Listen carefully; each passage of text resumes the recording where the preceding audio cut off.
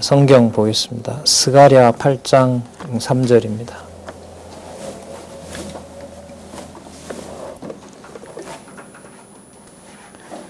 스가랴 8장 3절입니다.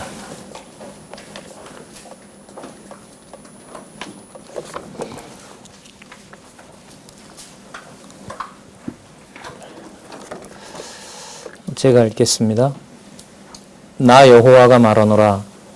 내가 시온에 돌아왔은즉 예루살렘 가운데 거하리니 예루살렘은 진리의 성읍이라 일컫겠고 만군의 여호와의 산은 성산이라 일컫게 되리라. 교재는요, 우리 성경 강론 13권입니다. 13권 6603페이지에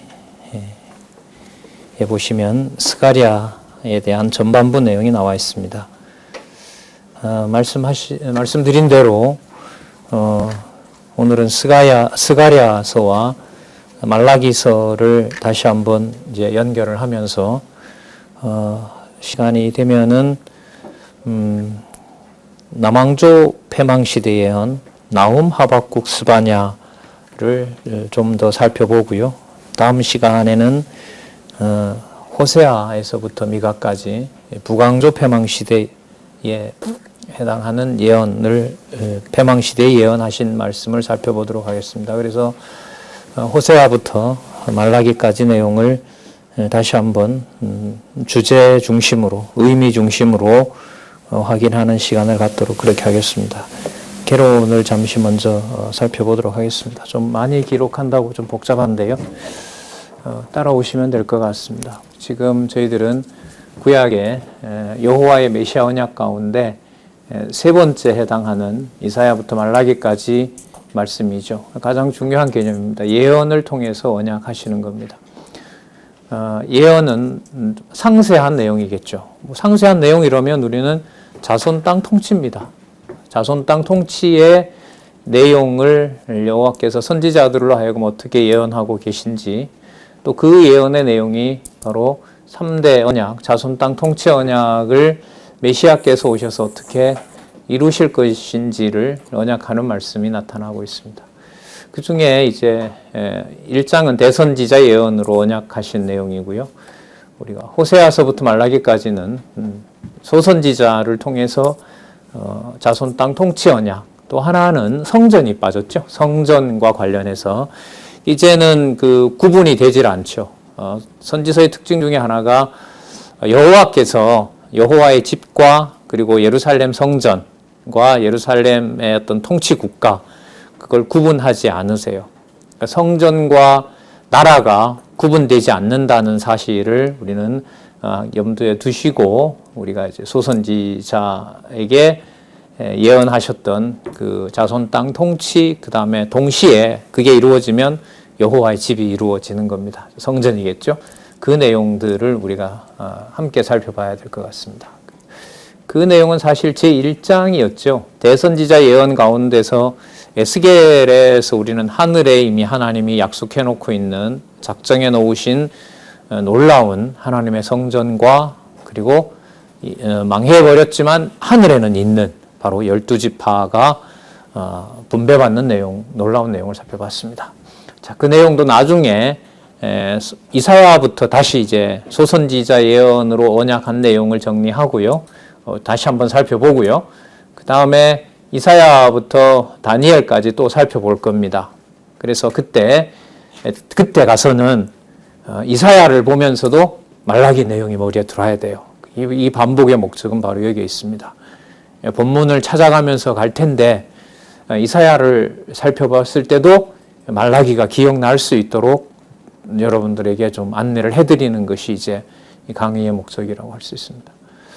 자, 호세아부터 말라기까지 중에서도 이제 크게 세 절로 되어 있죠. 남왕조 패망 시대, 북왕조 패망 시대, 북왕조 패망 시대, 남왕조 패망 시대, 그리고 성전 제사, 성전과 제사 이렇게 보시면 됩니다. 왜냐하면 이 성전을 지어 놓고도 제사가 회복될 때까지는 에스라 느헤미야에서 살펴봤지만은 이것도 한 8, 90년이 지나가거든요.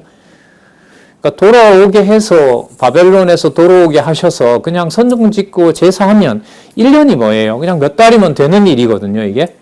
근데 그렇게 하지 않으세요. 100년 정도 시간을 둔단 말이죠. 그러니까 536년에 돌아와서 516년에 성전을 회복하고 나중에 425년인가 그럴 거예요. 그러니까 536년에 돌아와서 425년이니까 몇 년이 넘는 거예요? 100년이 넘죠. 100년이 넘는 동안 성전과 제사가 회복되는 시대가 펼쳐집니다. 이걸 우리가 잘 좀 이렇게 역사적으로 이해할 때 그렇게 염두에 두지는 않는데 중요한 부분인 것 같아요. 저는 이 역사적 해석에 있어서. 그래서 전 제사, 성전 제사 이게 두 가지 다 회복하는 시대에 예언을 해주시는 겁니다. 그러니까 회복하시면서 예언을 해주신다는 거죠. 이게 궁금한 내용이 되는 거죠. 그 회복한 내용이 길이 보존된다든지 아니면 그게 아니라고 한다든지 그런 내용들이 바로 학개, 스가랴, 말라기입니다. 그리고 이 내용이 구약의 여호와의 메시아 언약의 마지막이잖아요. 종결하는 부분이기 때문에 신경을 많이 쓸 수밖에 없죠. 자, 먼저 학개, 스가랴, 말라기는 학개에서부터 스가랴까지 먼저 나옵니다. 여호와의 성전 회복 예언이 여기 나타납니다. 학개에는 뭐가 나타나냐면 전 중건을 촉구하고 그 다음에 앞으로 전이 중건될 것에 대해서 예언합니다. 지난 시간에 우리 살펴봤었죠. 기억나는 부분 우리가 하나만 좀 짚어본다면은 지금 짓는 그 성전이 이전의 영광보다 어떻다? 크다 이렇게 얘기하신다는 거죠. 그럼 그 크다는 의미가 어디에 있냐 하면 여호와가 짓는다 이거죠. 여호와가 짓는다. 그럼 두 번째는 누구도 들어온다? 이방도 들어온다. 그 예루살렘 성전에 들어오는 그 대상자가 이방인까지 들어온다는 거죠. 물론 그건 그 대선지자 예언에도 나왔었죠. 그러니까 자손, 땅, 그 땅도 이제 이방인이 있는 땅이 거룩한 땅이 된다는 거죠. 그다음 통치도 유다의 통치자가 이방의 통치자도 된다는 내용이 들어가 있는 거죠. 그 다음에 여호와를 섬기는 일도 함께 일어난다. 그게 여러분 이 여호와의 전 회복 예언에서 먼저 학개 선지자와 관련된 내용입니다. 상세하게는 나오지 않지만 앞뒤로 살펴봤을 때 그렇게 연결할 수 있습니다. 그 다음에 스가랴는 1장부터 14장까지 되어 있죠. 좀 지저분해서 죄송한데요. 여기까지 1장에서부터 14장까지 이렇게 되어 있는데 한번 살펴보면은 먼저 1장에서부터 6장까지는 이상으로 성전 회복을 예언해 주세요. 그러니까 이 이상이 중요한 거죠. 왜 중요하냐면 하늘에 있는 이상이기 때문에 에스라나 느헤미야에서 그 땅에 지었던 그 성전의 그 핵심이 그 본질이 어디에 있다는 거죠? 하늘에 속해 있다는 거죠. 그럼 앞으로 올 성전, 바로 예수께서 오셔서 그리스도로 오신 예수께서 지으시는 바로 그 성전은 어디에 있는 것이다? 하늘에 있는 것이다는 것을 확증해 주는 내용이 바로 이 스가랴서 내용입니다. 그리고 이 스가랴서 내용은 역사적 내용까지 좀 말씀드리면 이 학개 스가랴가 예수님 오시기 한 520년 전에 예언을 받거든요. 520년 전. 그 520년 전부터 521년이죠, 정확하게. 그러나 좀 여기 1, 2년의 차이는 있어요. 어쨌든 예수님 오시기 한 520년, 521년경에 예언을 받는데 그 역사가 예언되는 역사가 이 성경의 강론집에 보면 68년까지 나오죠. 68년. 그 68년이면 예수님 오시기 68년 전까지니까 520년에서 한 몇 년 되는 거죠. 520년에서 한 470, 80년, 460년경에 약속이 다 나와 있는 거예요. 스가랴 1장에서부터 14장까지 내용은. 이 부분이 좀 약해요. 이 부분이 많이 약합니다. 그래서 이 부분을 좀 공부를 많이 해야 되고요. 왜냐하면 마태복음으로 넘어가면서 예수님께서 예언하시는 내용이 어떻게 이루어지는지 하고도 연관이 돼야 되기 때문에 그래서 먼저 말씀드리는 것이 바로 이상이에요. 이상입니다. 그럼 무슨 뜻이냐면 521년경부터 이제 날짜가 특정되니까 그렇습니다. 그때부터 예루살렘 성이 헬라 제국을 넘어서 로마 제국 시대 때 이 성전이 그 침략을 당한단 말이죠. 그럼 그때까지가 이제 그 유대인들이 이제 헬라의 지배를 받던 시기인 거죠. 그게 끝나면서 다니엘서 얘기했던 한때, 두때, 반때 이제 로마 시대로 넘어간단 말이에요. 그러면 이거는 구체적인 역사적 일이란 말이에요. 자, 좀 순서대로 또 반복을 하면 516년에 성전을 회복하죠. 그리고 제사가 회복되지 않죠. 그리고 그로부터 한 80년 지나서 성전 제사가 회복이 됩니다. 525년인가 그럴 거예요. 424년.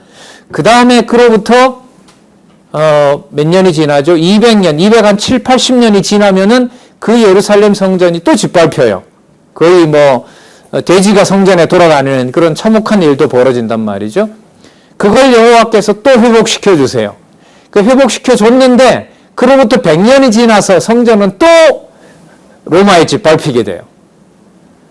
그러면서 예수께서 오시는 일이 준비가 돼요. 여러분, 제가 왜 이런 얘기를 하냐면 역사적으로 516년에 회복되고 성전 제사도 드려지지만 207, 80년 후에 다시 성전이 밟히게 되고 그리고 다시 또 회복하지만 100년 후에 또 성전이 짓밟히게 되고 그리고 로마 제국의 속국이 완전히 되어버리는 그 역사적 사실들이 자, 스가랴로 가야 되는 거예요. 이상으로 보여준 바에 의하면 하늘에 준비해 놓으신 그 나라와 성전은 짓밟힌다, 짓밟히지 않는다. 짓밟히지 않는다. 그걸 확인해 주는 내용이 뭐냐면 스가랴서에 나타난 뭐예요? 이상이에요. 그러니까 어디에 있는 거죠? 하늘에 있는 거예요. 그러니까 그리스도 좀 신학적인 해석을 하면 그리스도께서 오셔서 십자가에 자기 몸을 다 맡기시고 그런 부끄러운 죽음을 죽으신다 하더라도 하늘에 준비된 하늘에서 이미 확정해 놓으신 나라의 통치자와 대제사장이라는 그 권위는 손상이 된다, 안 된다? 안 된다.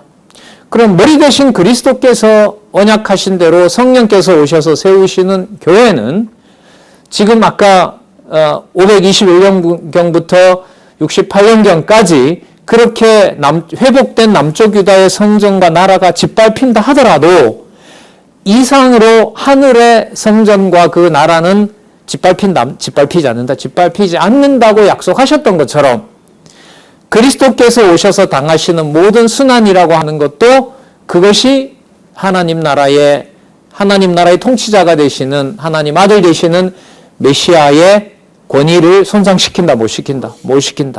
그리고 약속하신 성령께서 오셔서 머리 되신 그리스도의 교회 역시도 2000년 교회 역사 동안 많은 더러운 일들도 벌어지고 내부에 전쟁도 일어나게 되고 그리고 외부에 어떻게 보면 처참한 그 살육과 살상이 일어나는 그 교회의 역사라고 하지만은 그 머리 되신 그리스도의 교회는 절대로 흔들리지 않는다는 사실을 여기서부터 큰 그림을 그릴 수가 있는 겁니다. 그걸 마련해주는 바탕이 어디냐면 바로 저는 스가랴서에 왜 이상으로 하나님 나라의 전을 얘기해 주느냐.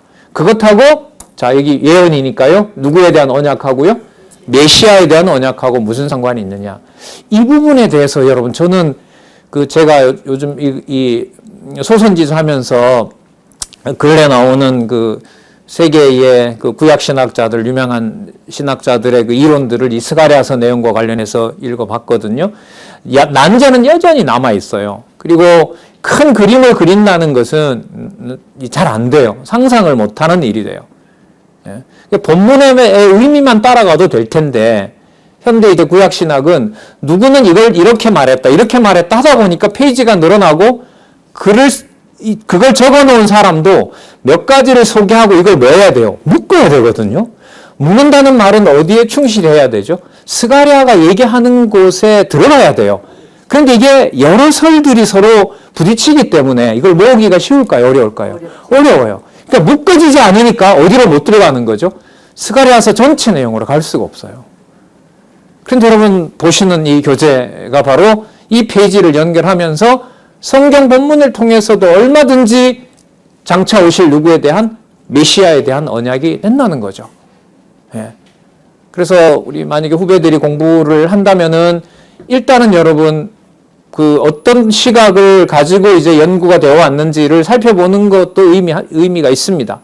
그 전에 먼저 권하고 싶은 것은 여러분들과 제 머릿속에 스가랴서에 관련된 1장에서부터 14장까지의 내용을 바탕으로 한 의미가 어떻게 흘러가고 그것이 나중에 메시아와 어떻게 관련되는지를 일단 감을 가져야 돼요. 아니요, 감이라기보다가 확인을 해야 돼요. 중요한 주제는. 그걸 여러분 강론집을 통해서 가장 효율적으로 가장 빠른 시간 내에 확인할 수 있어요. 다른 거 펴면 그렇게 많은 시간을 보내도 모아지지가 않거든요. 예. 그래서 이 이상으로 전 회복을 예언해 주는 것은 전제사 회복 시대 예언에서 매우 중요한 내용이 되는 거죠. 그러면 잠시 좀 여기서 살펴본다면은 성전을 회복하신 다음에 제사가 회복될 때까지 한 100년, 7, 80년, 8, 90년 정도 되거든요. 8, 90년 됩니다. 그러니까 516년에서 425년이니까요. 75년에다가 15년 더 하면 몇 년이죠? 90년 정도 되죠. 그죠? 그러니까 그런 오랜 기간 동안에 이 성전만 지어놓고 왜 제사가 회복되지 않도록 하는 것이냐라는 것을 묻는다면 성경적인 근거를 가지고 대답을 할 수 있다면 나는 그 이유 중에 하나가 스가랴 1장에서부터 6장에 나타난 뭐 중에 보여준 회복이 있다? 이상 중에 뭐가 회복된다? 성전이 회복되고 이미 제사가 회복된 내용을 소개할 수가 있는 거예요. 그러니까 땅에서 지체되는 것은 지체되는 것이 아니라 어디에 있는 성전이 성취되는 과정인 거죠.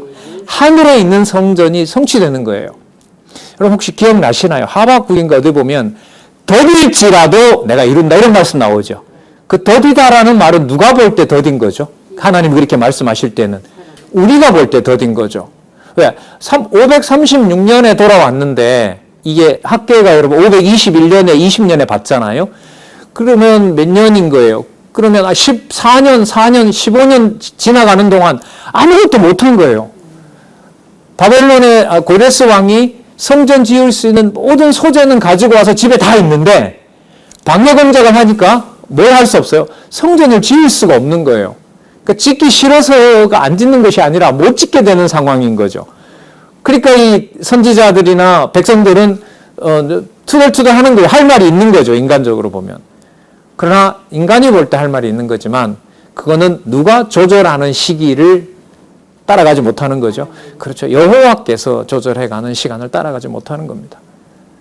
더딜지라도 내가 반드시 이룬다라는 말은 하나님께서 무슨 기다렸다 이런 말이 아니라 그건 우리에게 우리가 이해하는 데 도움이 되는 거라고 생각이 듭니다. 그러니까 더딘 일이 없다는 거죠. 누구에게는? 하나님에게는. 누가 볼 땐 더디지만 우리가 볼 땐 더디지만. 그러면 여러분 전 성전을 회복하고 제사를 회복하는 그 기간이 더딘다라고 하는 것은 우리 기준인 거고요. 그 모든 기간이 어디에 준비되어 있는 하늘에 준비되어 있는 성전을 완벽하게 회복하기 위한 과정인 거죠. 자, 역사적 내용으로 한 가지 말씀을 드리면 본문에도 나옵니다만은 시간이 지연된다는 말은 돌아온 유다보다가 누구 세력이 더 커진다는 거죠? 주위에 있는 이방 세력이 더 커진다는 거예요. 그럼 이방 세력이 더 커진다는 말은 누구든 와서 그 예루살렘 성전을 뭐 하는 거죠? 찝쩍거리는 거예요. 뭐 하지 못하도록, 짓지 못하도록. 그런데 여호와가 정하신 날이 있단 말이에요. 이 소선지서에 나오는 얘기들입니다. 여호와의 심판날 정하신 날이 오면 그렇게 예루살렘을 방해 공작하던 자들을 전부 뭐하고 멸하고 그들이 누구를 섬기러 오게 돼요? 여호와를 섬기러 오게 된다는 거예요. 그 설명이 어떤 거냐면 예루살렘을 회방하려고 곳곳에 있는 사람들이 주위에 다 모여요. 모이는 과정이라는 것은 유대인들로 보면은 공사 방해가 계속 뭐 하는 이유가 돼요? 지연되는 이유가 되죠. 왜? 대적들이 자꾸 뭐 하니까. 한 팀 오고 두 팀 오고 한 나라 오고 두 나라 오고 하니까 얼마나 힘들어요. 그런데 여호와께서는 그게 더디다 하는 게 아니라는 거예요. 그럼 왜 그렇게 예루살렘 주위로 모아놓느냐? 다 모아서 한꺼번에 멸하면서 이방에 남겨놓은 자들도 어디로 같이 들어가게 하려고. 예루살렘 안으로 들어가서 성전에 같이 들어가게 하려는 하나님의 섭리였던 거예요. 그러니까 선지서에 아주 중요한 그 대적들의 대적들을 사용하는 의미를 말씀드리면 역사서에 나타난 대적들은 하나님의 징계 대상이에요. 그야말로 이제 벌하는 것으로 끝나요. 예를 들면 뭐 사무엘부터 시작해서 여호수아 때부터 시작해서 땅 정복할 때 얼마나 많이 대적들을 처참하게 그렇게 일단 살육을 하는 거잖아요. 예, 얼마나 많은 세계 역사가들이 거기에 시험이 드는지 모릅니다. 기독교 역사가들이 여호수아서를 읽기를 상당히 두려워합니다. 여호와가 이렇게 애기까지 그 짐승까지 이렇게 도륙을 내라고 했다는 말은 이런 시는 아마 이건 너무 심하게 조작했다는 거죠. 여호수아서 같은 거는. 그러다 보니까 여호수아부터 안 읽고 대부분 구약이다 이러면 유대인들을 따라서 창세기, 출애굽기, 레위기, 민수기, 신명기에서 딱 일단 끊는 거예요. 여호수아서부터는 이게 감정 조절이 안 된단 말이죠. 이게 여호와의 이름으로 그 여호수아가 징벌해 가는 걸 보면, 이 정복해 가는 거 보면은, 자, 어쨌든 이른바 역사서에는 대적들은 진멸 대상이었어요. 근데 선지서는 아니에요. 다가온 대적이 어디로 들어오는 자가 있다는 데 초점을 맞춰요. 그렇죠. 예루살렘에 들어와서 누구 이름을 부르는 자들이 있다? 그렇죠. 여호와의 이름을 부르는 자가 있다는 것에 초점을 맞추기 때문에 선지서에 나타난 대적하고요. 그 다음에 역사서에서 나타났던 그 자손 땅 통치 언약, 그림자 언약을 이루어가면서 징벌하는 대적의 의미와는 다릅니다. 다 똑같은 대적인데 기록 목적이 다르다고 보시면 돼요. 그래서 좀 오래 머물렀죠.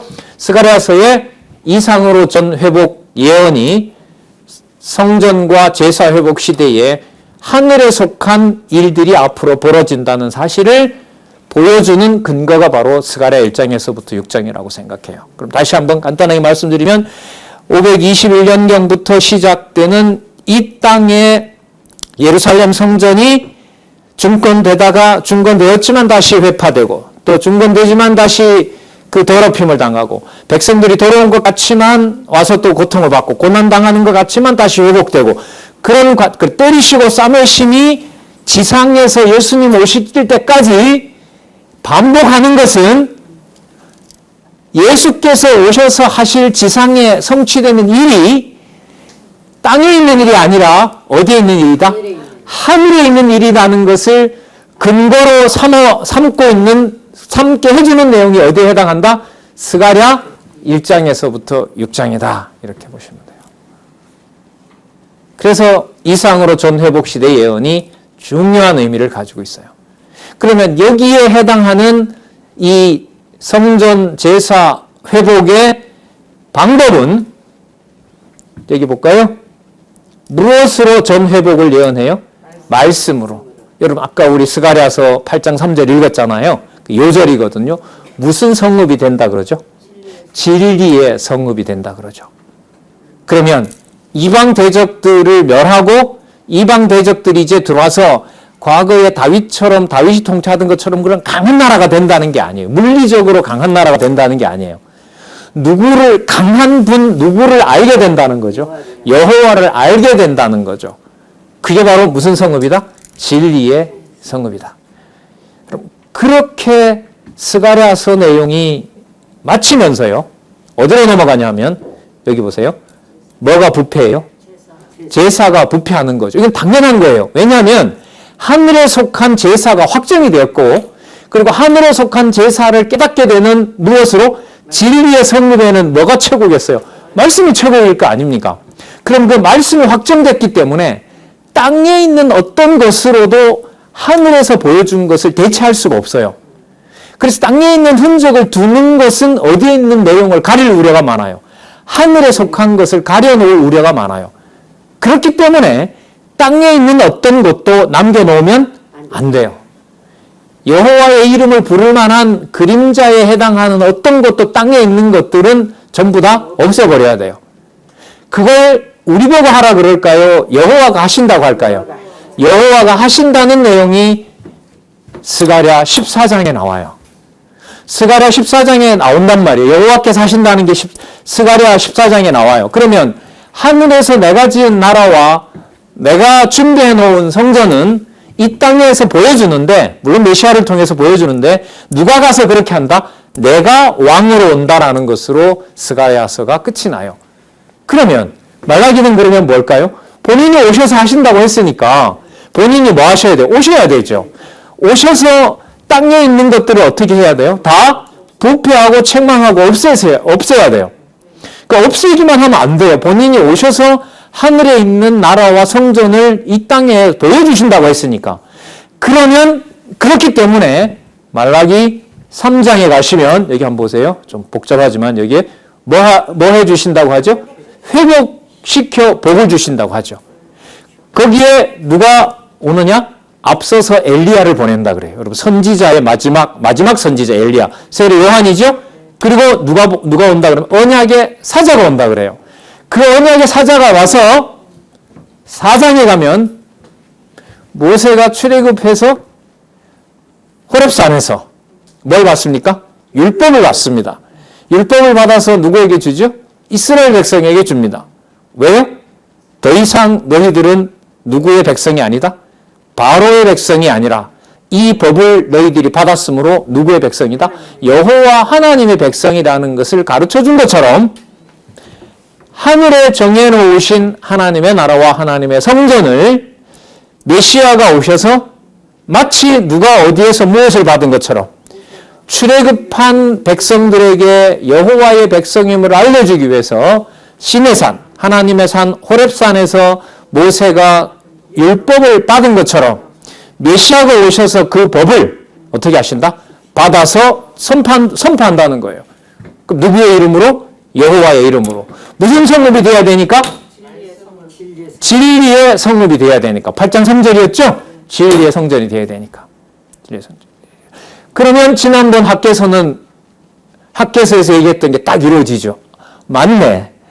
이전의 영광보다가 지금 짓는 영광이 맞고 크다. 그러면 여러분 학개서를 빼고 스가랴서가 설명이 될까요?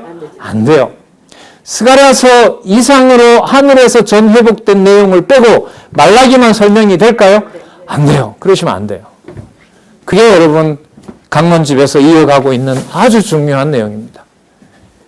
지금까지는 그 내용조차도 좀 약했어요. 그러다 보니까 이걸 사실 많지도 않은 내용이잖아요. 말라기 4장, 스가랴 14장도 전체로 보면 많지 않죠.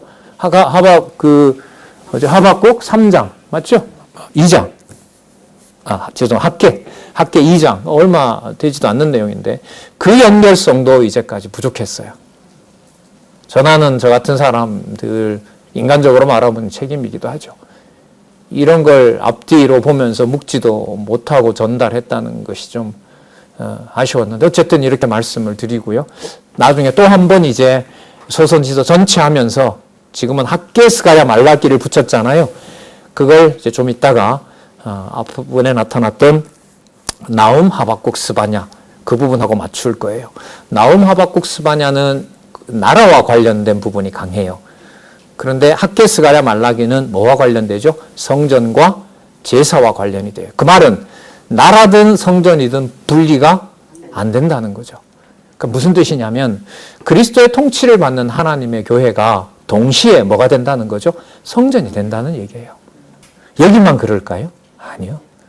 두세 사람이 무슨 성읍이 되는 한, 진리의 성읍으로 모여 있는 한 그곳은 여호와 하나님의 영광이 드러나는 겁니다. 두세 사람 나온 김에 우리 한 번 더 여러분 두세 사람이 꼭 마음이 합해야 여호와께 영광이 될까요? 아니면 두 사람의 마음과 상관없이 그리스도가 통치하는 형제면 이미 거기에는 하나님의 영광과 하나님의 존재가 드러날까요?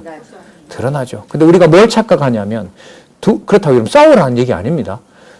두 사람이 함께 있으면 인간적으로 모든 감정이 그냥 일치되고 교류하는 것으로만 우리는 그걸 교회라고 생각할 확률이 많아요. 아니요.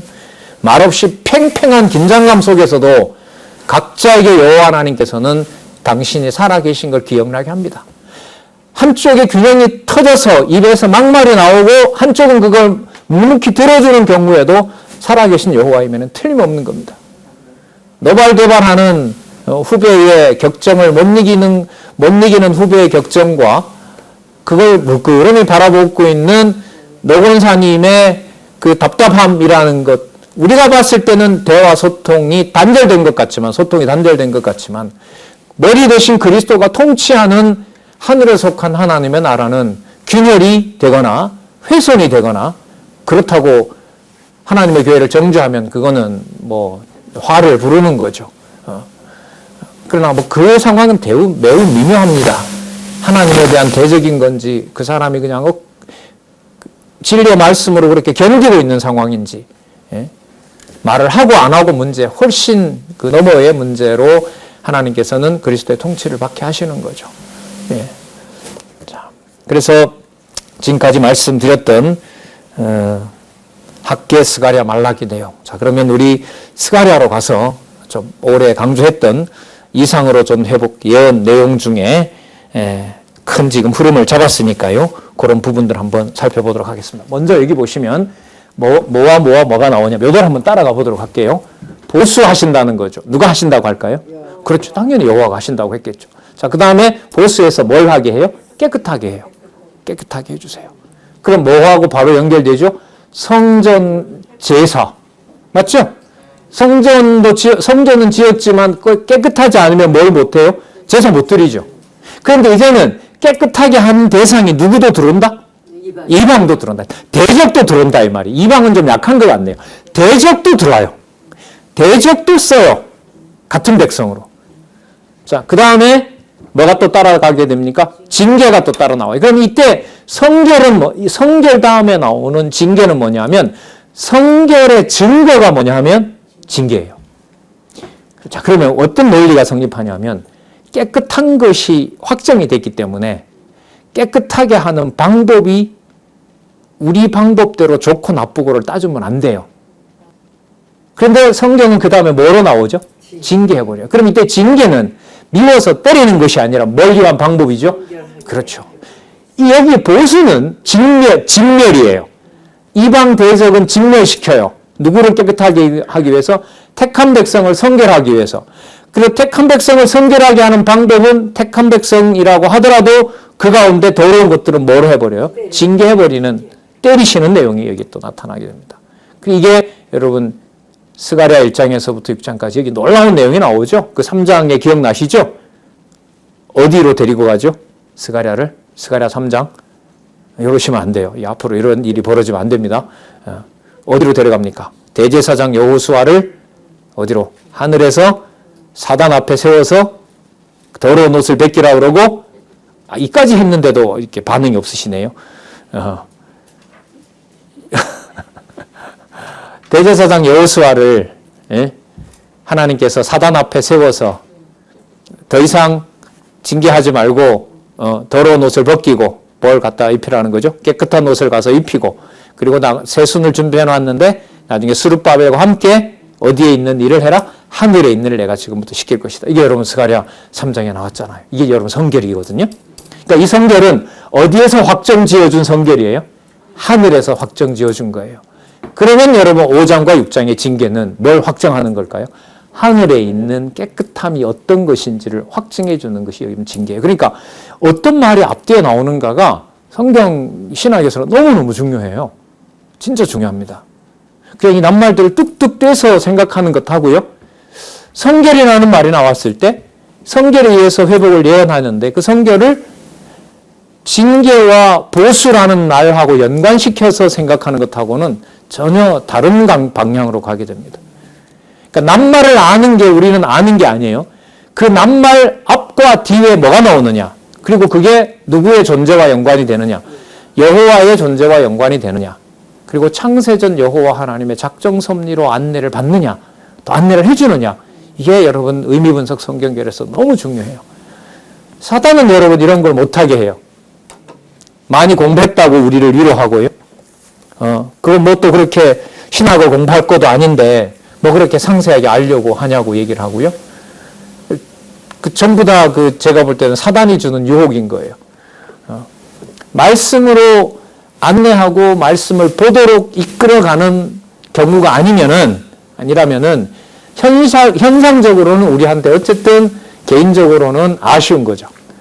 그 기도는 항상 하나님 무슨 일이 있더라도 말씀을 보거나 보지 못한다면 뭐 할 수 있는, 듣고 따라갈 수 있는 마음은 주십시오라는 게 의미분석 성경 개론을 바탕으로 한 성경의 통일성을 확증하는 데서는 너무너무 중요한 겁니다.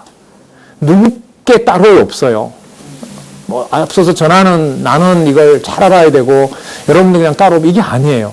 그 생각을 진짜 버리셔야 돼요. 아니에요. 죽고 사는 문제예요. 좀 죽고 사는데 어떤 사람은 중요한 사람이니까 저 사람은 그 백신을 맞아야 되고 이 사람은 별로 안 중요하니까 안 줘서 그냥 죽여도 되고 이 말 돼요, 안 돼요? 안 되죠. 똑같아요. 똑같아요. 성경 강론 전집에 요구하는, 어떻게 보면 여러분들과 저에게 주는 부담은 바로 그 공부를 계속해서 압박하고 있고 요구하고 있다고 보시면 돼요. 예. 그걸 많이 소홀했어요. 예. 자, 볼까요? 그러면 이상으로 전 회복 예언 중에 먼저 1장과 2장에 보수에 의한 회복 예언. 이때 보수는 대적이죠.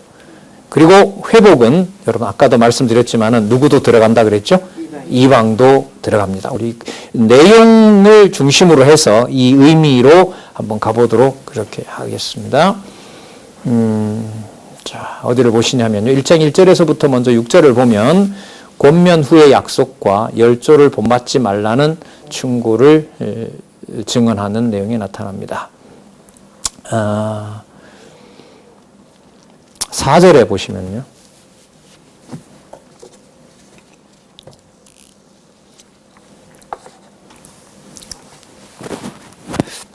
너희 열조를 본받지 말라.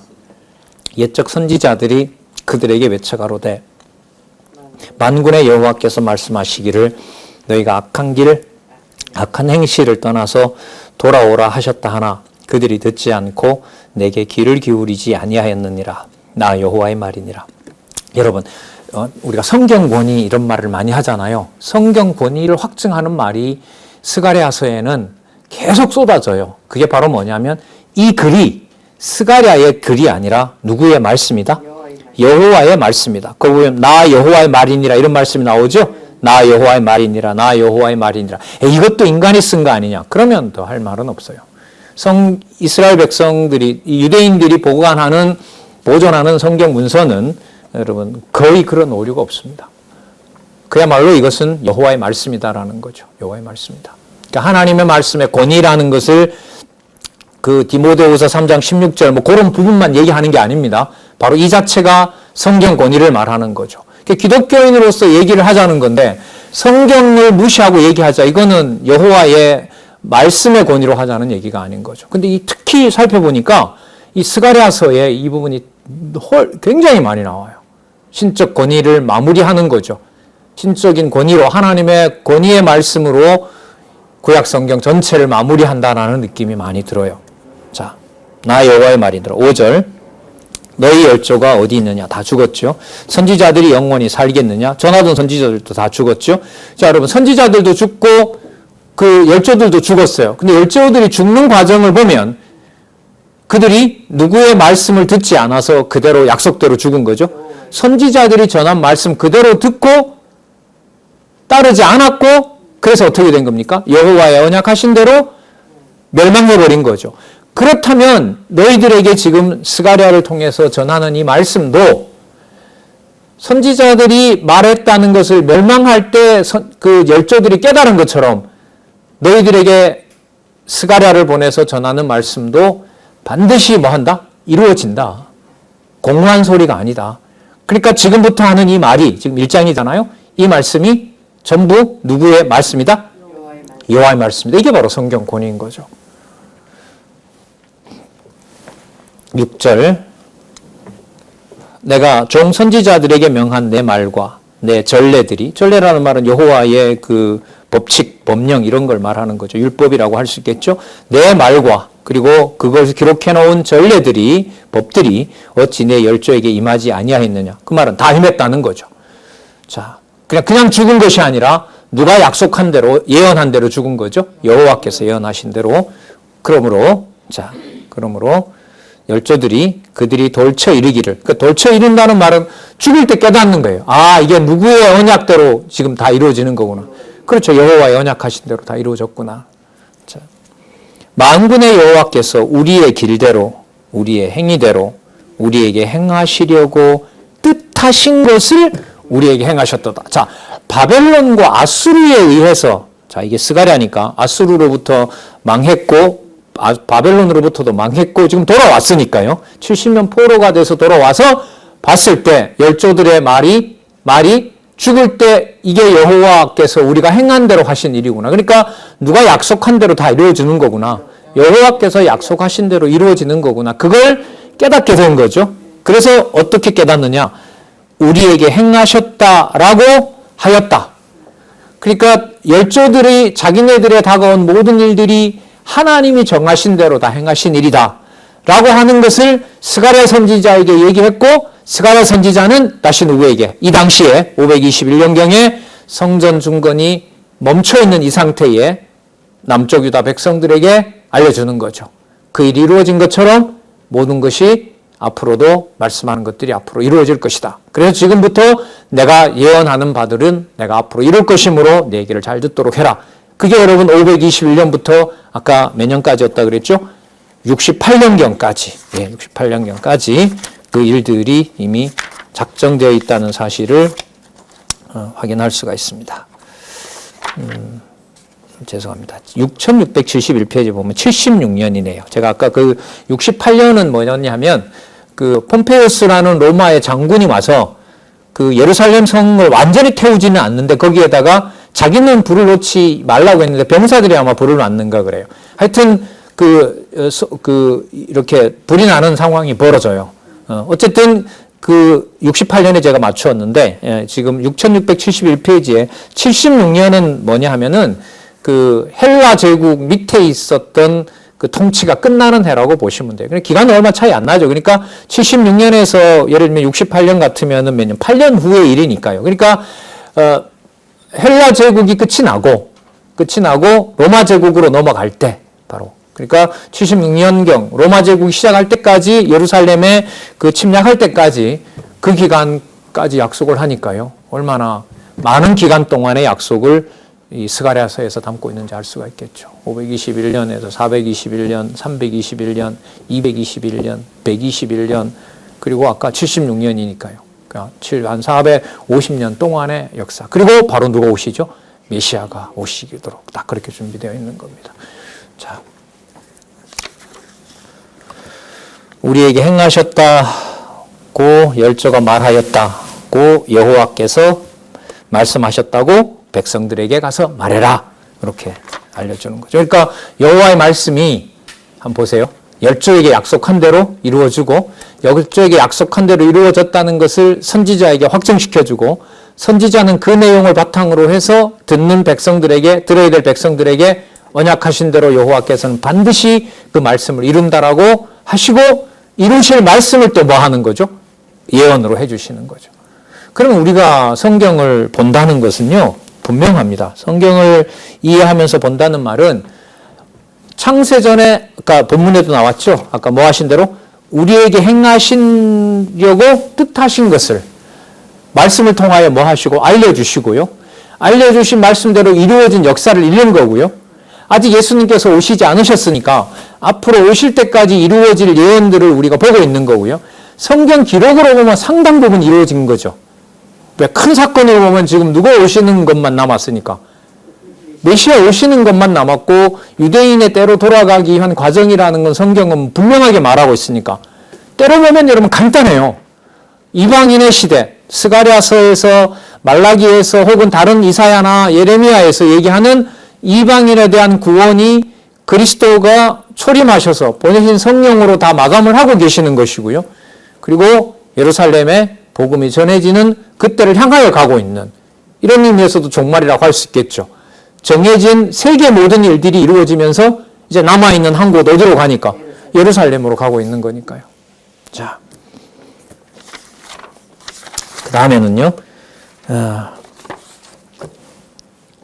1장 7절에서부터 21절에 보면 다 이제 뭐가 나오죠? 이상이 나오죠. 1장 8절에 보면 내가 밤에 보니 사람이 홍마를 타고 골짜기 속 화석류 나무에 섰고 그 뒤에는 홍마, 자마, 백마가 있기로 이제 묻죠. 내 주의 이들이 무엇이니까? 내게 말하는 천사가 내게 이르되 이들이 무엇인지 내게 보이리라 하면서 이제 어디에 있는 거죠? 하늘에 있는 이상을 보여주기 시작합니다. 자, 11절에 보시면은요. 10절에 보시면 석류나무 사이의 선자가 대답하여 가로되 이는 여호와께서 땅에 두루 다니라고 보낸 자들이다. 여러분 아까 그 홍마, 자마, 백마가 있었잖아요. 그게 바로 땅에 두루 다니라고 여호와께서 보낸 자들이라는 거죠. 자, 영적인 군사하고 관리자들이라고 할 수가 있겠죠. 천사들요. 자, 그런데요. 재밌는 내용이 나옵니다. 그들이 화석류 나무의 사이에 선 여호와의 사자에게 고하되 우리가 땅에 두루 다녀보니 온 땅이 평온하여 정원하더이다. 여러분 이거 설명을 드렸었죠. 평온하고 정원한 게 뭐냐면 예루살렘이 평안하다라는 게 아니에요. 이방 대적들이 에스라 느헤미야에 나온 대로 방해 공작을 해서 돌아온 유다 백성이 성전을 지을 수 있는 게 아무것도 없는 거예요. 그러니까 이제 악한 권력자에게 숨소리도 못 내고 우리 왜 권위주의 시대라 그러잖아요. 옛날 왜 저희들 학교 다닐 때 오공하고 시대 때 말 한마디 잘못하면 끌려가서 얼마만큼 맞고 뭐 어디로 갈지 모르는 그런 일들도 많았단 말이죠. 그때는 그때 무슨 이렇게 해서 사회정화 한다고 해서 막 조금만 행패 부리는 사람도 밤에 데려가고 했단 말이죠. 그러니까 어떤 소란스러운 것들이 나올 수 없는 정도가 된 거예요. 남쪽 유다가. 그러니까 뭐 한 것처럼 보여요? 예, 평안하고 정원한 것, 정숙하고 완한 것처럼 보이는 거예요. 그런데 이제 하나님의 사자들이 봤을 때는 이건 아니죠, 하나님. 아니죠. 다 돌아왔으면 약속한 대로 뭘 짓게 해주셔야죠. 성전 짓게 해주셔야죠. 이걸 지금 여기 보시면은 천사들이 11절에 보면 그들이 바로 누구냐면 여호와께서 땅에 두루 다니라고 보낸 자들, 아까 홍마, 자마, 백마 탄 자들 있죠? 그 자들이 하나님한테 따지는 거예요. 돌아왔으면 성전을 지켜주셔야지 어떻게 저렇게 꼼짝달싹 못하게 해놓으셨습니까, 하나님? 자, 하나님 뭐라 하시는지 한번 볼까요? 예. 이렇게 여러분 평안하고 정원한다 이러면 우리가 볼 때 뭐 한 거예요? 더딘 거죠. 더딘 거죠. 15년 전에 돌아왔는데 아직 성전 공사를 할 수가 없게 됐으니까. 그 우리 생각인 거예요, 그건. 그러나 하나님은 아까 우리 읽었던 대로 뭐 하신 대로 정하신 뜻대로 해가시는 겁니다. 여호와의 사자가 응하여 가로되 만군의 여호와여 언제까지 예루살렘과 유다 성읍들을 긍휼히 여기지 아니하시려나이까 이를 노하신 지 70년이 되었나이다. 어떻게 보면 516년을 기준으로 본다면은 516년에 성전이 지어지니까 그걸 기준으로 본다면 지금 때가 다 와가고 있는데 지나온 15, 16년 기간은 하나님 어떻게 된 겁니까? 지금 공사 전혀 못하고 있는데. 예? 자, 여호와께서 말씀하시네요. 내게 말하는 천사에게 꾸짖는 게 아니라요. 선한 말씀, 위로하는 말씀으로 대답하시니라. 이게 여러분 스가랴에게 얘기하는 게 아니고 이게 지금 어디서 다 일어나는 일이에요. 이게 천상에서 일어나는 일들이에요. 이게 그렇잖아요. 이상 중에 일어난다는 말이 이게 없는 일이 그냥 여러분 환상으로 만들어진 게 아니잖아요. 진짜 하나님 나라의 어떻게 보면 실체를 여기서 보여주고 있는 거죠.